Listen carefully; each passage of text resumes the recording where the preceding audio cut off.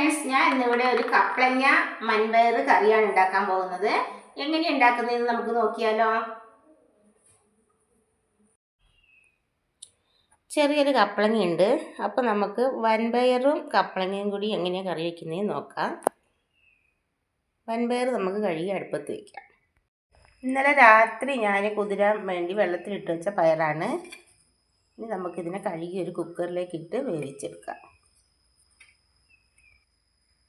പയർ കഴുകി നമ്മൾ കുക്കറിലിട്ടു. ഇനി നമുക്കിതിനെ വേവിച്ചെടുക്കാം. കപ്പളങ്ങയൊക്കെ നമ്മൾ മുറിച്ച് വെച്ചു. ചെത്തി അരിഞ്ഞെടുക്കാം. ചെറിയ കഷ്ണങ്ങളാക്കി അരിഞ്ഞെടുക്കാം. കപ്പളങ്ങയൊക്കെ ചെറിയ കഷ്ണങ്ങളാക്കി അരിഞ്ഞെടുത്ത് കഴുകി വെച്ചിട്ടുണ്ട്. ഇനി പയർ ഒരു 3/4 വേഗമാകുമ്പോൾ നമുക്കതിലേക്ക് കപ്പളങ്ങ ഇട്ട് കൊടുക്കാം.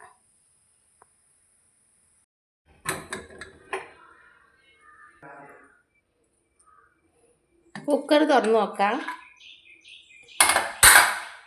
പയറൊക്കെ പകുതി 3/4 വേവായിട്ടുണ്ട്. നമുക്ക് ഇതിനകത്തേക്ക് അരിഞ്ഞ് വെച്ചേക്കണേ കപ്പളങ്ങ ഇട്ട് കൊടുക്കാം. ചെറിയ കഷ്ണങ്ങളായി ഞാൻ അരിഞ്ഞ് വെച്ചിട്ടുണ്ട്. അതിലേക്ക് ഇട്ട് കൊടുക്കാം.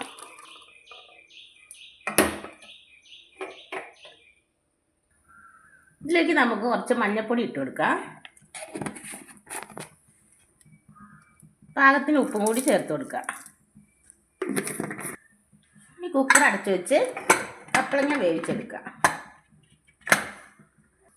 ഇനി നമുക്ക് ഇതിനായിട്ട് അരപ്പ് തയ്യാറാക്കാം. കപ്പളങ്ങയൊക്കെ ഇവിടെ വെന്ത് വന്നു. നമുക്കിനി സ്റ്റൗ ഓഫ് ചെയ്യാം. അരപ്പ് തയ്യാറാക്കാനായിട്ട് തേങ്ങ ചിരകിയെടുത്തു. ചുവന്നുള്ളി 5-6 എണ്ണം, ചെറിയ ജീരകം, ഒരു നുള്ളു മഞ്ഞൾപ്പൊടി കറിയിലിട്ടുകൊണ്ട് ഒരു നുള്ളു മതി, പച്ചമുളക് 3-4 എണ്ണം എരിവിനാവശ്യമായിട്ട്, കറിവേപ്പില. ഇനി നമുക്കിത് നന്നായി അരച്ചെടുക്കാം.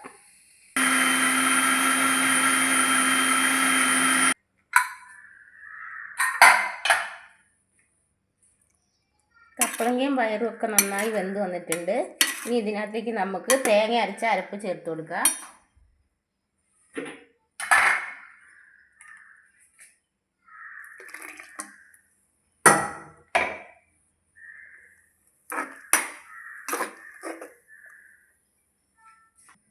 അരപ്പൊക്കെ ചേർത്ത് നന്നായി ഇളക്കി ഇതിനി ഒന്ന് തിളച്ച് വരുമ്പോൾ നമുക്ക് സ്റ്റൗ ഓഫ് ചെയ്യാം. ഇതിലേക്ക് വറവിടാൻ ആവശ്യമായ സാധനങ്ങൾ: 2 വറ്റൽമുളക് എടുത്തിട്ടുണ്ട്, ചെറിയുള്ളി അരിഞ്ഞു വെച്ചു, കടുക്, കറിവേപ്പില,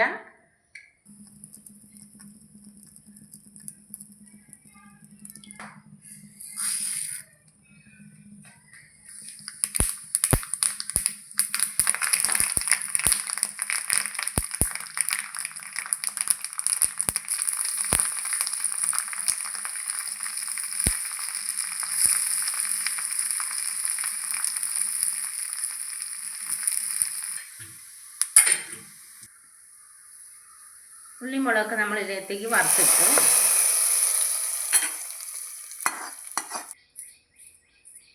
അങ്ങനെ നമ്മുടെ കപ്പളങ്ങയും മൺപയറും കറി ഇവിടെ റെഡി ആയിട്ടുണ്ട്. എല്ലാവരും ഇതുപോലെ ഒന്ന് ചെയ്തു നോക്കണം.